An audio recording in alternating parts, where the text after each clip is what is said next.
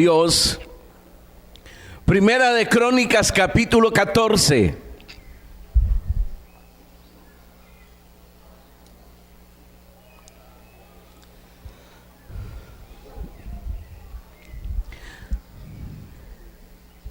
Viene siendo como el sexto, séptimo libro de la Biblia. Primera de Crónicas, capítulo 14. Y leemos el verso 8 en adelante.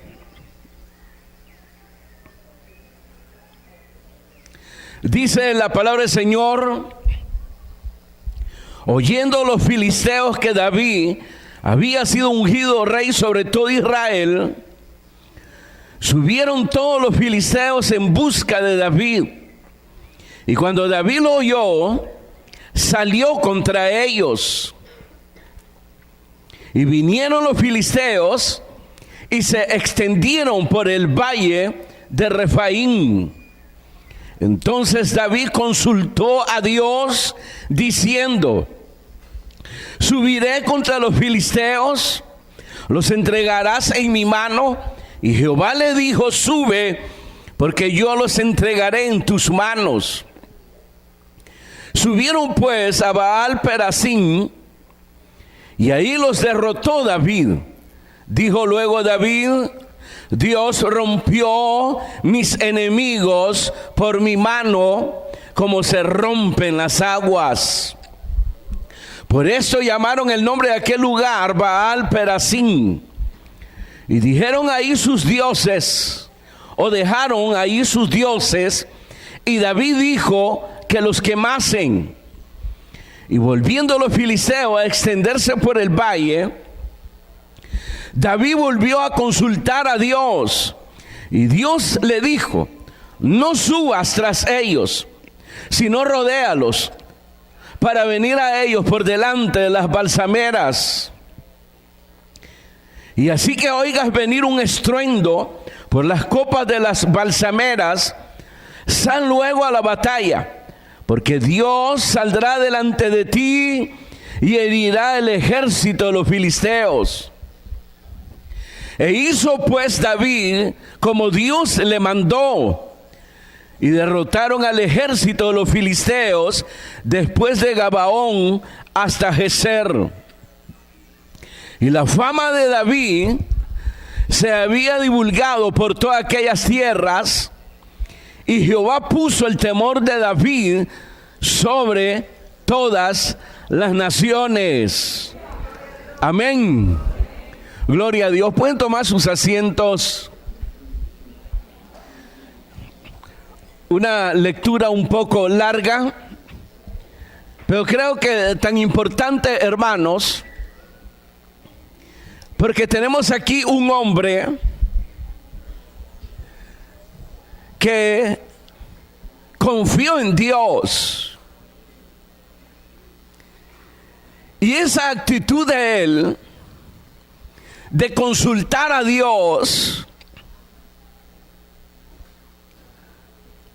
nos enseñan, hermano, esa importancia de que no podemos prescindir realmente de Dios. Si usted leyó bien ahí la lectura, David había concertado un ejército poderoso, no solamente numérico, sino poderoso. Y posiblemente este hombre hubiese considerado que no era necesario consultar a Dios. Sin embargo, lo hizo.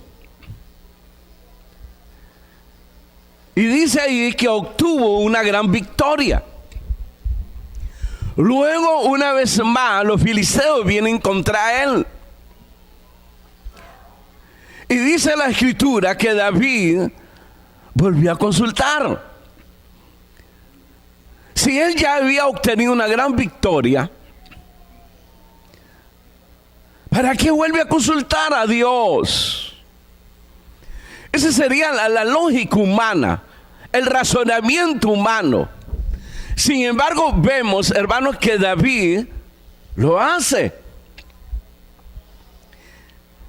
Ese comportamiento, hermanos, es como la de un niño. Y Jesús realmente nos exhortó a todos, como cristianos, como creyentes, que si nosotros no somos como los niños, no nos comportamos como los niños, no vamos a heredar el reino de Dios. Porque aquí lo que se mira es un carácter de inocencia, donde hay pureza de corazón, donde hay obediencia, donde hay fe. Y la Biblia dice de que Dios es honrado por la fe. Y a los que a mí me honran, dice el Señor, yo los voy a honrar. Creo que todos soñamos por esto. El que Dios se vuelva a nuestro favor, el que Dios nos toque. El tener, hermano, sentir en este cuerpo que Dios está con nosotros. Creo que todos anhelamos precisamente eso. Sin embargo, ha sucedido todo lo contrario. Y es ahí donde nos debemos de preguntar, ¿por qué? ¿Por qué muchas veces Dios no es real en nuestras vidas? ¿Se ha preguntado eso? Yo creo que sí.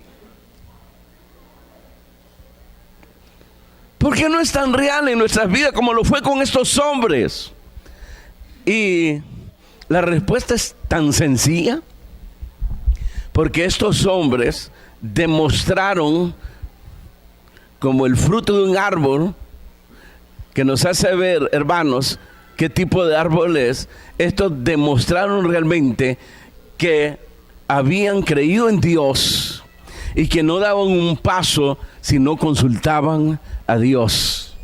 Tuvieron también sus experiencias, que cuando hacían las cosas, hermanos, no de acuerdo a la voluntad de Dios, les iba mal. Pero aquí tenemos una tremenda victoria que obtiene este hombre a causa, hermanos, de haber dependido no del poder de su ejército, no del número de su ejército, sino haber dependido siempre de la fuerza de Dios. Diga gloria a Dios. ¿Usted le cree a Dios? Solo le falta una cosa: dependa de Dios, dependa de su fuerza, de su poder, confíe en Él, permita que Dios le guíe, permita que Dios le hable, sométase, obedezca, sujétese a la guianza del Espíritu Santo. Aún en aquellas cosas que para usted son pequeñas, aún ahí hágalo. Eso lo hacen los niños. ¿No se ha fijado? Y por eso dice, si no os hacéis como niños, no pueden ser reino, o no pueden ser parte del reino de Dios, o no pueden ser mis discípulos, como usted quiera verlo. Y estamos en un mundo que cada día se rompe,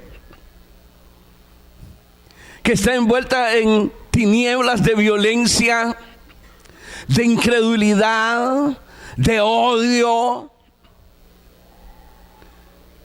Y las naciones necesitan a alguien que le crea a Dios. Porque esa es la vocación que Dios le ha dado a la iglesia, al cristiano, al creyente. Ese es el llamamiento que tiene. Jesús lo dijo: seréis luminares del mundo. Y la luz, dice, no se esconde, sino que se pone en un lugar para que brille los corazones de los hombres, para que alumbre a los hombres, dice la Escritura.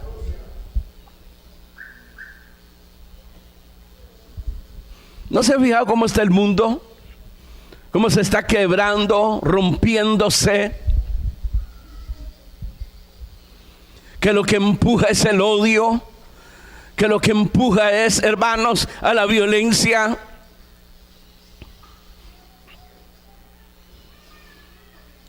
Que se acabaron las palabras, que se acabaron los argumentos, y que cuando se acaban toda clase de argumentos, lo que queda es el odio y la violencia, porque ya no tienen argumento.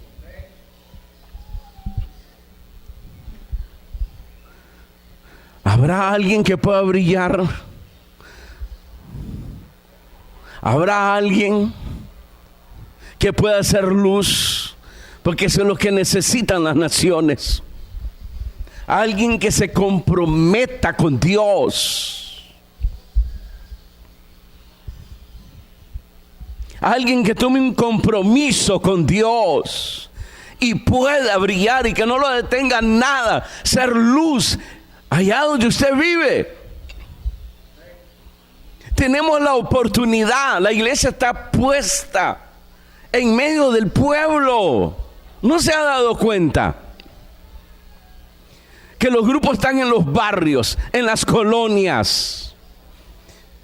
Y que tanto el que es líder, anfitrión, ayuda de ese grupo, como los demás que asisten a los grupos, ¿no se han dado cuenta que están ahí para brillar, para llevar luz, para hacer luz, para rescatar, para llevar la reconciliación, como Cristo nos reconcilió a nosotros con el Padre? Y luego dice que unió dos pueblos y lo hizo uno. Los reconcilió a los dos, judíos y gentiles, para que viniesen a ser un solo pueblo, unidos por Cristo. El lenguaje del cristiano tiene que ser Cristo. El lenguaje del cristiano tiene que ser la palabra de Dios. Ese es el lenguaje. Es que dice fulano de tal, sí, pero la Biblia dice esto y esto y esto. Porque ahí está la dirección. No es asunto si gusta o no gusta. Es asunto que es necesario. Es lo correcto. Y aquí tiene David. Aquí tiene este hombre con un ejército poderoso y numeroso, suficiente para aplastar cualquier ejército. Pero consultó a Dios, obtuvo, aplastó. Y cuando vuelve el enemigo al cual había vencido, vuelve a consultar a Dios. Y esto se cumple lo que dice la palabra: no confía en la fuerza del caballo ni en el brazo del hombre. Maldito el hombre que confía en el hombre. Bendito los que confían en Jehová. Diga gloria a Dios. Entonces este es el cuadro, hermanos, que se nos pinta aquí. Y el llamado es a desechar todo lo que pretenda sustituir o sobreponerse a Dios. Pero eso no es lo que vimos ahí, hermano. Tal vez usted no lo vio. Pero aquí hay una pieza clave que nos da la palabra de Dios. Y donde David honró a Dios y Dios le honró a él por eso. Porque nosotros podemos estar proclamando la palabra de Dios, pero ¿dónde está nuestro corazón?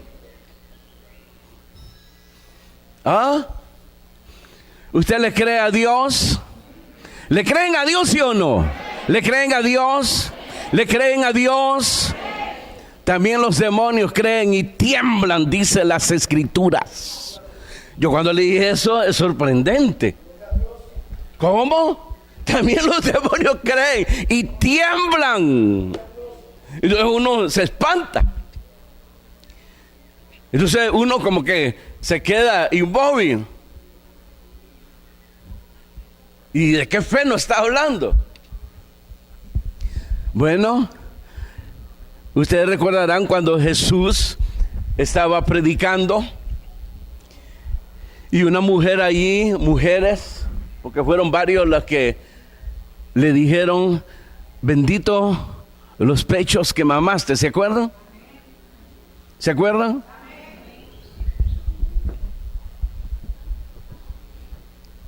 Entonces él dijo, sí, bendita la madre de todo. La madre aquí, la madre allá no. Más bienaventurado es. Más bienaventurado es aquel que escucha la palabra de Dios y la hace. Y la lleva a la práctica, la ejercita. Ese es más bienaventurado.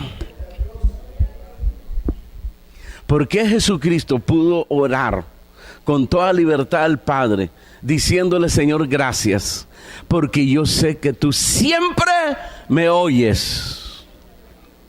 Y no lo digo por mí, lo digo por todos estos incrédulos que me están rodeando. No dijo así, pero sí dijo, lo digo por todos los que están aquí.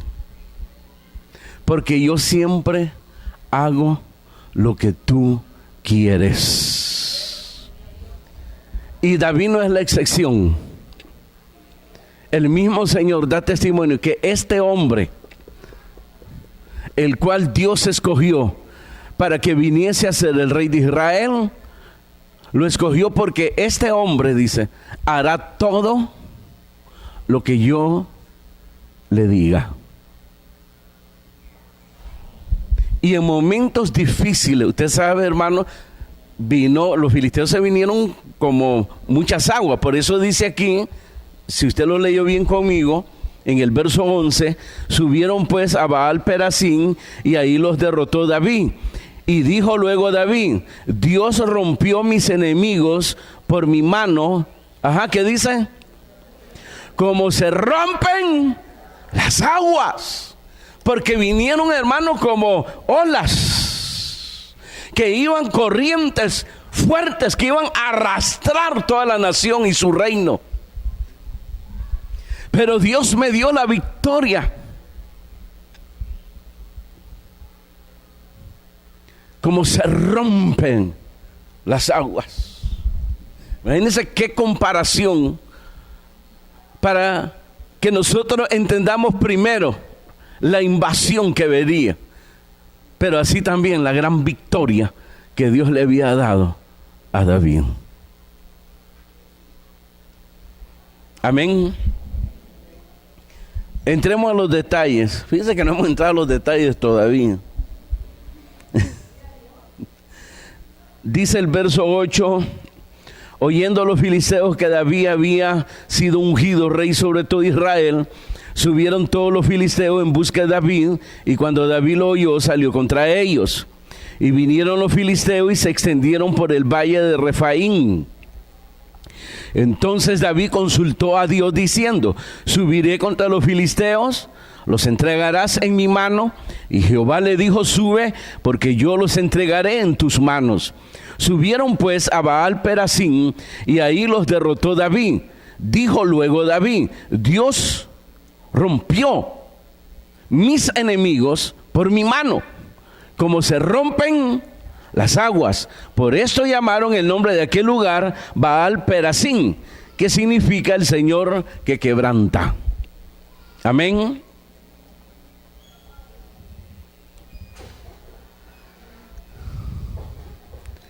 Les voy a decir algo. Los problemas nos sorprenden a todos. A todos. Uno ni se imagina y de repente uno se encuentra en un problema, en una situación embarazosa. No sé si le ha pasado a usted. No a todos. Disculpen los ángeles. No, pues sí, pero a todos nos agarra así. Es algunos detalles uno lo puede ver venir. Una enfermedad la cual va poco a poco rompiendo el cuerpo. Posiblemente. Pero la verdad, hermano, que los problemas vienen sin aviso. La Biblia dice que vienen como un ejército poderoso. O viene como la pobreza, la cual no hay salida. Así vino la invasión de los filisteos. Se estaba celebrando la coronación del reinado de David. Entonces los filisteos quisieron aprovechar ese momento de distracción. Y antes que David se fortaleciera, según ellos, pues está propio el destruirlo. Lo que no sabía que ese ejército ya se había consolidado, porque los mejores hombres de cada tribu se habían ido con David. Y cuando ya se confirmó la voluntad de Dios de que David reinaría, entonces los demás ejércitos se unieron, siempre del pueblo de Israel. Cuando vienen los filisteos a hacerle guerra, David estaba preparado humanamente. Pero lo asombroso para nosotros, escuela, lección, que no nos debemos de apoyar en la fuerza del hombre o en las cosas que tenemos, sino siempre en Dios. Da la orden, rey, permítanme. Y se fue el hombre a ponerse de rodillas. Y todos los comandantes. ¿No confía en nosotros? ¿Acaso no confía que nosotros tenemos la suficiente fuerza? ¿Cómo no? Claro que sí.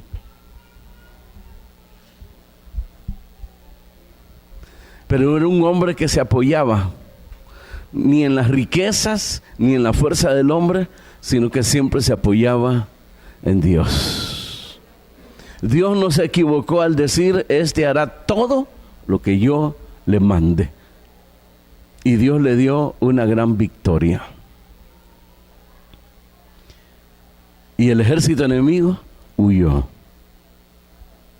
Así hace el Señor con nuestras vidas. Sea enfermedad, sea escasez, sea el problema que tú estás pasando, que viene como una tempestad en tu vida, pero también Dios así nos libra. Dice la Biblia que nos libra como ¿qué dice? Como el que se libra de la trampa del cazador. Así nos libra el Señor. Así nos da la gran victoria. Uno dice: ahora sí me tocó. Y la mayoría que lo apoyan dice: este no tiene remedio. Clase de apoyo, ¿eh? Amigos así dicen: ¿para qué enemigo? Pero así son las cosas. Pero Dios le dio una gran victoria. Rompió a su enemigo como se rompe de golpe las aguas. Sin embargo, dice la Escritura después, verso 11: subieron pues a Baal Perasín y allí rompió sus enemigos. Pero en el verso 13: y volviendo los filisteos a extenderse por el valle, David volvió a consultar a Dios. Y Dios dijo: no subas tras ellos, sino rodéalos para venir a ellos por delante de las balsameras. Y así que oigas venir un estruendo por las copas de las balsameras, sal luego a la batalla, porque Dios saldrá delante de ti y herirá el ejército de los filisteos. E hizo pues David, ¿cómo lo hizo? Como Dios le mandó. Y derrotaron al ejército de los filisteos desde Gabaón hasta Yeser. Imagínense, de punta a punta. Usted sabe, hermano, ¿cuántos kilómetros hay de Gabaón hasta Yeser? ¿Ah? ¿Lo sabe o no lo sabe? Ah, lo sabe. ¿Quién lo sabe? Ah, gloria a Dios. Amén. Ni yo tampoco lo sé. ¿Y qué me importa cuántos kilómetros tenía? ¿O le importa a usted averiguar? Nos da la idea. Nos da la idea de cómo fueron derrotados. Fueron expulsados completamente de todo el territorio. Eso es lo que nos está diciendo ahí. Porque él volvió a consultar a Dios. Y miren, Dios tenía otros planes. ¿Se da cuenta de ese detalle? ¿Qué tal si David no hubiera consultado? Porque esto era, hermano, extraño para sus amigos. Si Dios ya te dio y te dijo que subiera a la batalla, ¿para qué vas a ir a consultar? Si ya sabes que tenés que ir a la batalla. Además, tú eres el rey. Y los reyes salían a las batallas. ¿Para qué consultan? Además, Dios está contigo. Tú amas a Dios. Y todo va a salir color de rosa. Voy a consultar una vez más a Jehová.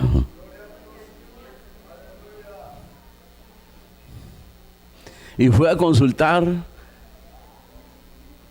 y le pregunta a Dios si había de volver otra vez a la batalla. Y el Señor le dijo ahí: ¿y para qué me vuelves a consultar?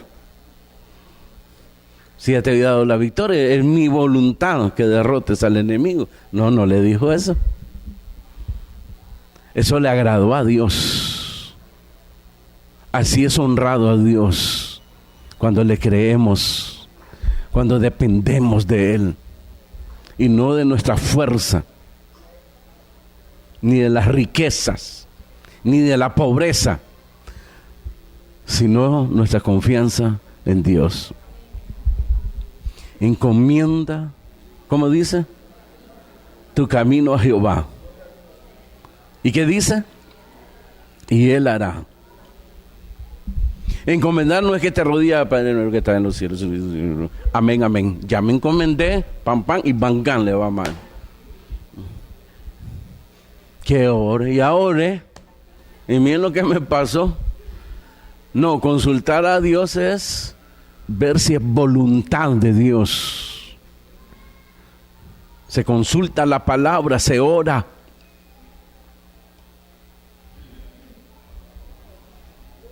No es asunto que va a ser algo automático, que el rezo, la oración es algo automático. No, no, no. Miren lo que pasó. He de subir otra vez y el Señor le dice: no subas delante de ellos. La estrategia era diferente: rodéalos y cuando escucha el estruendo de un viento fuerte en las copas de los árboles, entra en batalla, porque yo te voy a dar la victoria.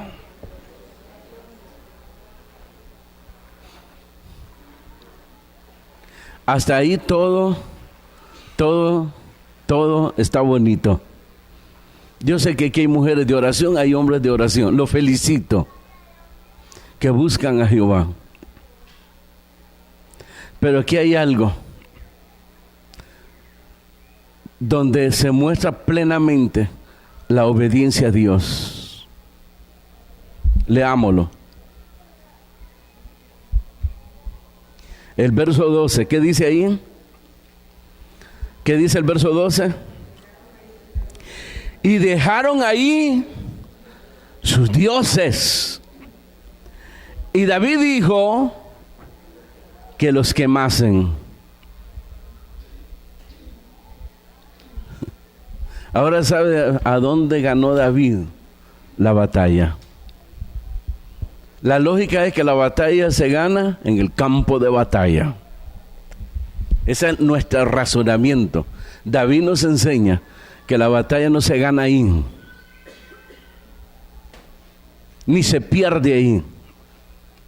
La batalla se gana o se pierde antes. Si hay obediencia, se gana. Si hay desobediencia, se pierde.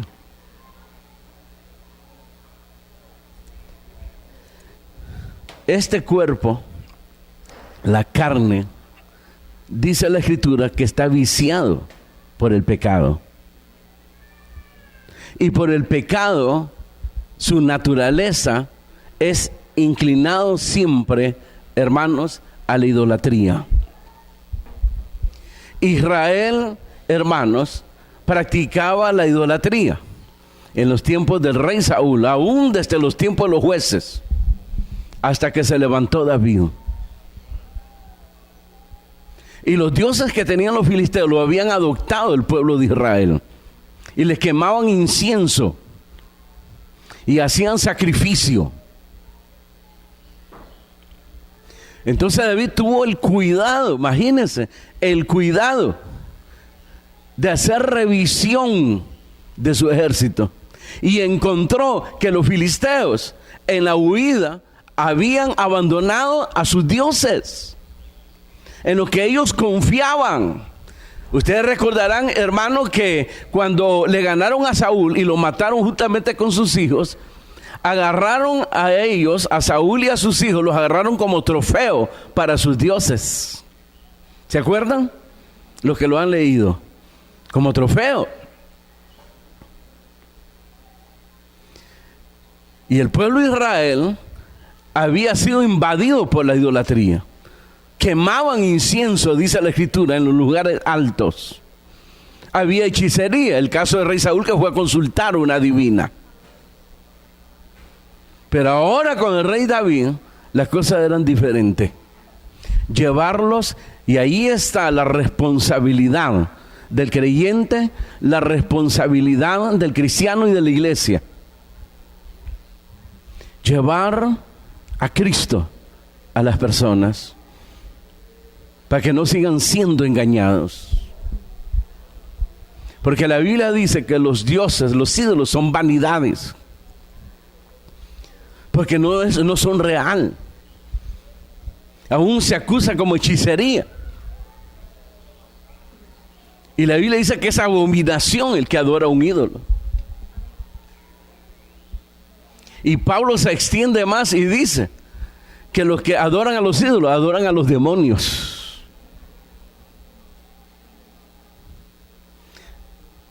Y por eso era abominación a Jehová.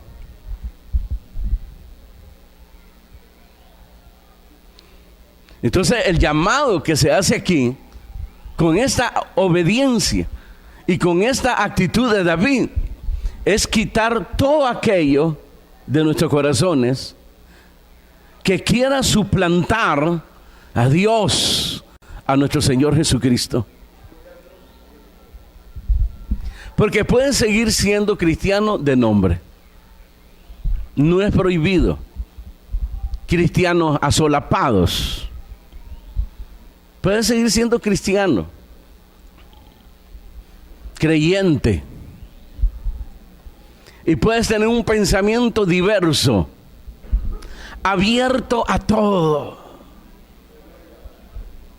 El problema es que cuando Dios no está ahí, la persona es abierta a todo menos a Dios. Fíjense en eso, menos a Dios.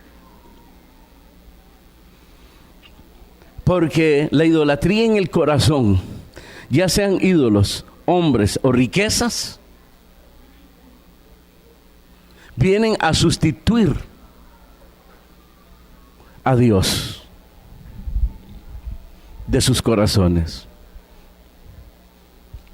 Jesucristo enseñó sobre aquel hombre que fue bendecido por Dios, el rico, dice la Escritura, que acumuló, dice, riquezas, y después que las acumuló, quitó la confianza en Dios y puso su confianza en la riqueza. Y ahí mismo el Señor Jesucristo dijo: necio.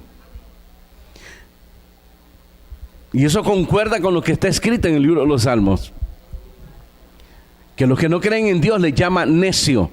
Dijo el necio en su corazón: no hay Dios.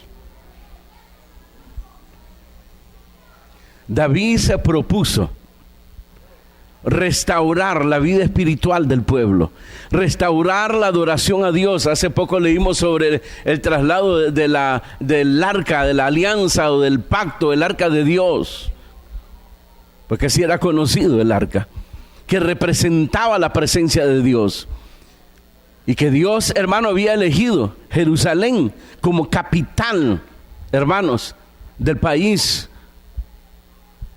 de Israel. Y no solo iba a ser un centro político, sino también iba a ser un centro de adoración, a la cual se le dio el orden al hijo de David, Salomón, que se edificara el templo.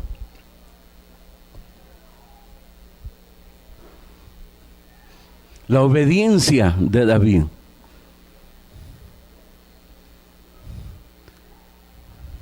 y su posición como la de un niño, de consultar a Dios, porque así son los niños, son inocentes, hay pureza en ellos. Ya lo hemos explicado muchas veces, inocencia no equivale a ignorancia. Y así se comportaban estos hombres con Dios.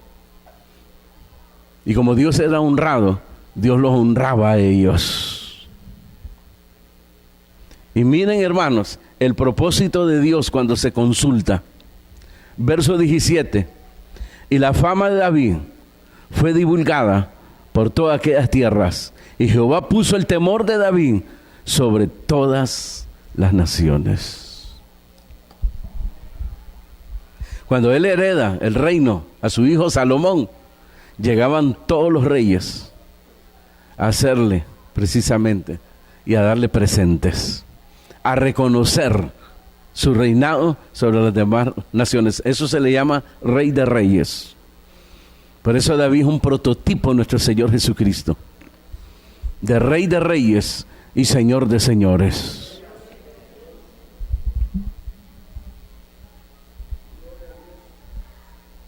Queridos hermanos, no sigamos engañándonos. No se siga engañando. La obediencia, el someterse a Dios, el consultar a Dios, hermanos, es lo que mantendrá la salud espiritual de su vida. Entonces sus oraciones van a ser recibidas. Entonces no habrá necesidad que usted fuerce las cosas y crear algo en su vida para que otros digan que es cristiano o cristiana. Porque ese ha sido el problema ahora de todos los cristianos. Lamentablemente los ministros han caído en ese error.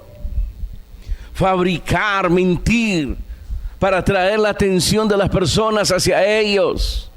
El pretender que son poderosos en la fe. El pretender que son gigantes de fe. El pretender, hermanos, lo que no tienen, lo que no han recibido. Porque esto se recibe. Esto no sale del corazón, como se pretende ahora enseñar. Esto se recibe. Y por eso la Escritura dice: ¿por qué te glorías si lo que eres lo has recibido? Gloríate en Cristo. Él es el Rey de Gloria. Él es el que merece toda nuestra atención. Él es digno de toda alabanza, de toda gloria. Él es el Rey de Reyes, Señor de Señores. Digan, gloria a Dios. Sí, queridos hermanos. Las naciones necesitan un cristiano así, que pueda brillar, para que la gente pueda ver a Jesucristo a través de su vida.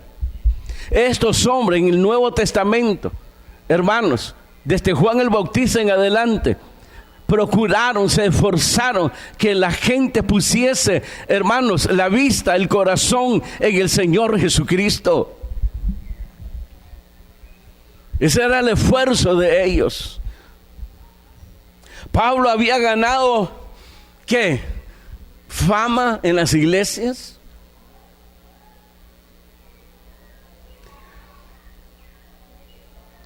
Pero a la iglesia de Corinto les dice, ¿qué es Pablo? ¿Qué es Pablo? Dice. ¿Qué es Pablo? Otros apóstoles también habían ganado fama. Maestro, el caso de Apolos. Entonces él dice, ¿qué es Pablo? ¿Qué es Apolo? ¿Qué es Cefas? ¿Quién murió? ¿No fue Jesucristo?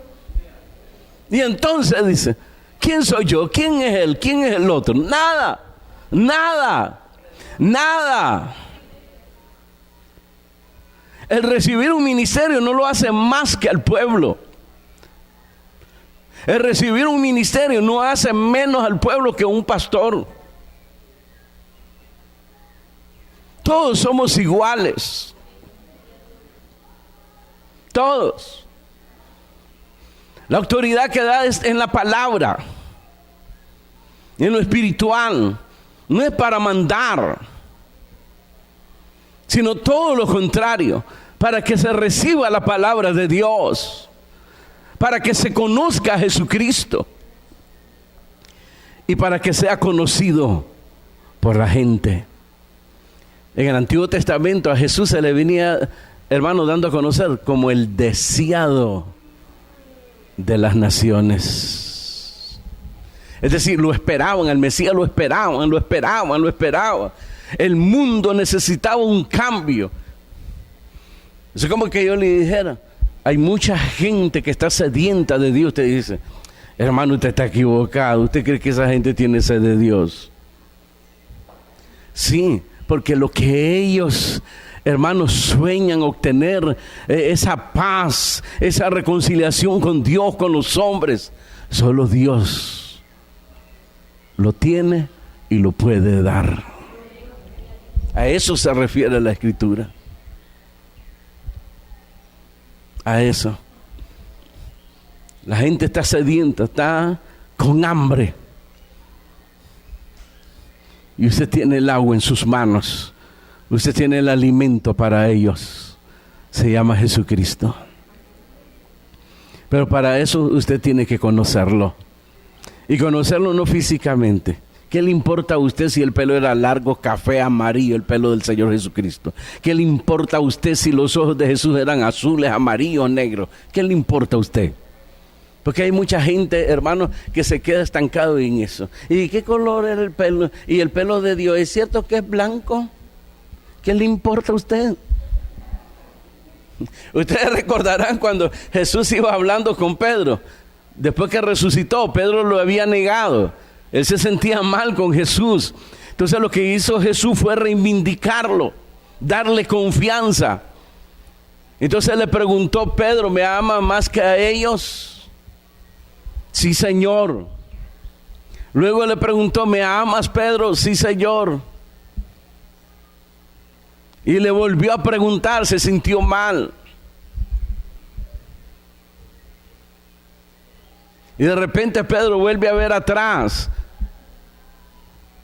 Y venía siguiéndolos a ellos Juan. Bueno, aprovechando pues la confianza que ya me diste, Señor, y que ya somos otra vez brothers, que de este. Porque se decía entre el discipulado que ese discípulo no iba a morir.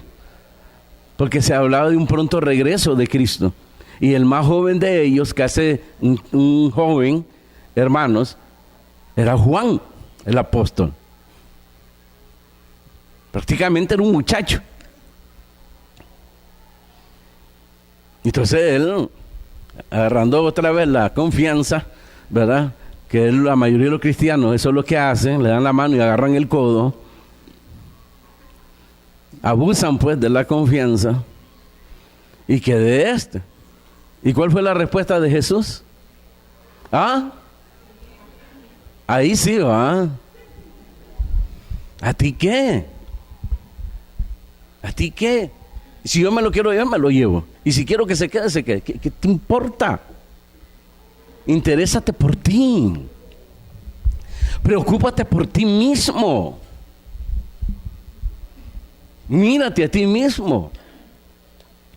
Y una vez que soluciones tu problema espiritual con Dios, entonces podrás llevar a otro el conocimiento de Dios. 2 lecciones: la dependencia hacia Dios. Como decía Santiago, ahora vamos, dice, los que dicen, mañana haré esto, iré a tal lugar o a tal parte. Antes di, primero Dios. ¿Verdad? Primero Dios. Si es que va a ir a predicar, primero Dios. ¿Primero Dios qué? Primero Dios amanezcas vivo. Y primero Dios sea voluntad de Dios el que vayas a predicar. Porque no te pertenece la vida a ti, sino a Dios. ¿Ya se le olvidó que dice la Biblia, ya no sois vuestros, sino del Espíritu Santo?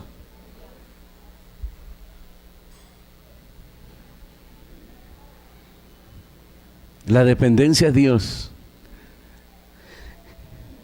Y lo segundo que tiene que ver con la obediencia, ir quitando todo aquello que te esté estorbando. Que puede ser que te guste a ti, pero el que te guste, ese es como el que toma. Pregúntenle si les gusta tomar a los que toman. Pregúntenle. Pregúntale, pues, ¿te gusta tomar a ti? Claro que sí. Hasta se les hace baba la boca.